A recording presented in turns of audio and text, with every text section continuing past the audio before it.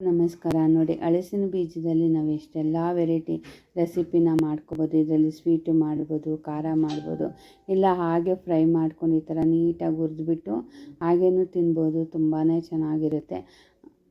ನಾವು ತರಕಾರಿ ಎಲ್ಲ ಹಾಕಿ ಸಾರು ಮಾಡಿದಾಗ ಅದ್ರ ಜೊತೆ ಈ ಬೀಜನೂ ಹಾಕಿ ಮಾಡ್ಬೋದು. ತುಂಬಾ ಚೆನ್ನಾಗಿರುತ್ತೆ. ಈ ದಿನ ನಾನು ಲಡ್ಡು ಮಾಡ್ತಾಯಿದ್ದೀನಿ. ಇದಂತೂ ತುಂಬ ಪ್ರೋಟೀನ್, ವಿಟಮಿನ್ಸ್ ಎಲ್ಲ ತುಂಬ ಚೆನ್ನಾಗಿದೆ. ಇದು ತಿನ್ನೋದ್ರಿಂದ ಆರೋಗ್ಯಕ್ಕೂ ಸಹ ತುಂಬಾ ಒಳ್ಳೆಯದು. ನೋಡಿ, 1 ಕಪ್ ಅಷ್ಟು ಹುರಿದುಕೊಂಡಿರುವಂತಹ ಕಡಲೆ ಬೀಜ ಮತ್ತು ಹಲಸಿನ ಬೀಜ, ಒಣ ಕೊಬ್ಬರಿ, ಹಾಗೆ ಬೆಲ್ಲ, ಏಲಕ್ಕಿನ ಒಂದೆರಡು ಏಲಕ್ಕಿನ ತೊಗೊಂಡಿದ್ದೀನಿ. ಅದನ್ನು ಬಿಡಿಸ್ಬಿಟ್ಟು ಬೀಜ ಮಾತ್ರ ಹಾಕ್ಕೊತಾ ಇದ್ದೀನಿ. ಇಷ್ಟನ್ನು ಗ್ರೈಂಡ್ ಮಾಡ್ಕೋಬೇಕು. ಸ್ವಲ್ಪ ತರಿಯಾಗಿ ಗ್ರೈಂಡ್ ಮಾಡ್ಕೊಳ್ಳಿ. ತುಂಬ ನುಣ್ಣಗಾದ್ರೂ ಚೆನ್ನಾಗಿರೋದಿಲ್ಲ. ನೋಡಿ, ಈ ಥರ ಮಾಡಿಬಿಟ್ಟು ಒಂದು ಡಬ್ಬಕ್ಕೆ ಹಾಕಿಟ್ಬಿಟ್ರೆ ನಾವು ಸ್ಕೂಲಿಂದ ಬಂದಿದ್ದ ತಕ್ಷಣ ಎಲ್ಲರೂ ಒಂದೊಂದು ಉಂಡೆ ತಗೊಂಡು ತಿಂತಾಯಿದ್ವಿ. ಆವಾಗೆಲ್ಲ ಹೊರ್ಗಿನ ತಿಂಡಿ ತುಂಬಾ ಕಡಿಮೆ. ಮನೆಯಲ್ಲಿ ಏನು ಮಾಡ್ತಾರೋ ಅದೇ ತಿಂತಾಯಿದ್ವಿ.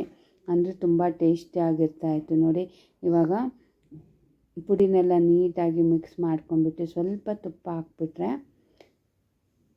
ಹಾಕ್ಬಿಟ್ಟು ಮಿಕ್ಸ್ ಮಾಡ್ಕೊಂಡ್ಬಿಟ್ರೆ ಹಾಗೆ ಉಂಡೆ ಕಟ್ಕೋಬೋದು. ನಿಮ್ಗೆ ಯಾವ ಸೈಜ್ ಬೇಕೋ ಆ ಸೈಜ್ ನೀವು ಉಂಡೆ ಮಾಡ್ಕೋಬೋದು. ಇಷ್ಟೇ ಫ್ರೆಂಡ್ಸ್, ಸೂಪರಾದ ಹಲಸಿನ ಬೀಜದ ಉಂಡೆ ರೆಡಿ ಆಯಿತು. ಮನೆಗಂತೂ ನಾವೆಲ್ಲರೂ ತುಂಬ ಇಷ್ಟಪಟ್ಟು ತಿಂದ್ವಿ. ಮಾಡಿದ ತಕ್ಷಣ ಹಾಗೆ ಖಾಲಿನೂ ಆಗೋಯಿತು.